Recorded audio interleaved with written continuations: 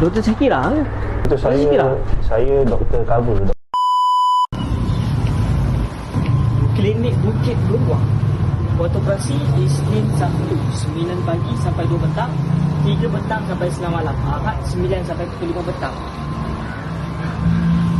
Alah, aku tak cek kepala ni, bolehlah cek.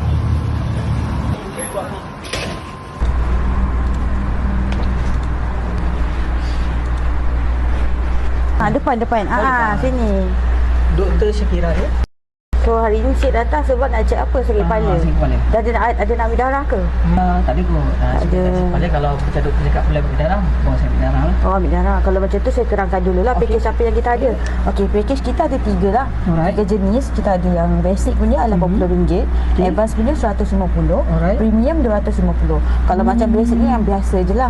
Yang kita cek darah tinggi, kolesterol, kecil manis. Yang advance ni dia campur macam basic tapi ada tambahan gout, thyroid macam tu lah. Untuk premium tambahan untuk tumor mata. Macam tu. Kalau package yang masih baru. Ini sampai bila ni? dia memang package ni hari-hari kita ada. Hari-hari memang tak ada kira harga yang sebenar lah. Belum ada promo lagi lah.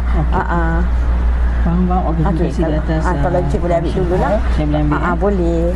Cik boleh. Doktor Syakira ke? Saya doktor cover.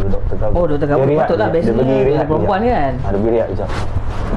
Sakit apa pula doktor? Saya sebenarnya sakit kaki. Sakit kaki dengan kepala lah kan. Tapi kaki saya berasa sakit sebab semalam saya cek kat kaki sakit. Semalam tak tahu lah. Saya tak tahu tidur tiba-tiba bangun tu sakit Sakit kaki kan? Macam doktor.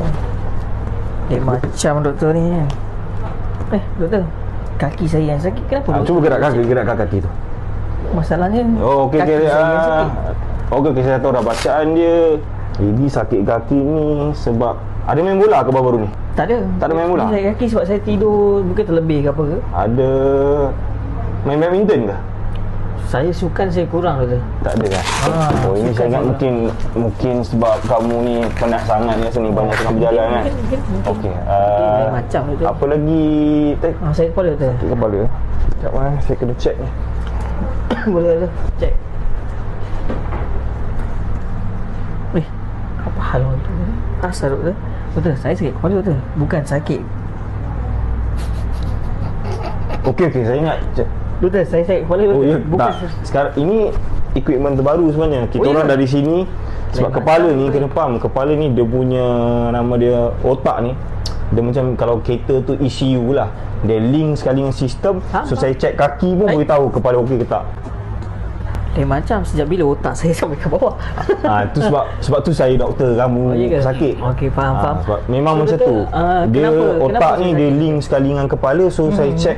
Saya dengar daripada kaki dah tahu kamu ni doktor, kamu ni sebab apa kamu pening. Berpunca daripada saya sakit ni, berpunca daripada apa? Ni macam ni. Tadi kamu kata kamu sakit kaki dengan kepala. Alright. Maksud dia sebab ini biasa ni encik ni selalu tidur lewat ni. Tu jadi macam tu. Malam ada ni ke? Ada selalu tengok TV ke, tengok YouTube, tengok ni. Saya memang selalu tidur lewat. Tapi semalam saya tidur awal.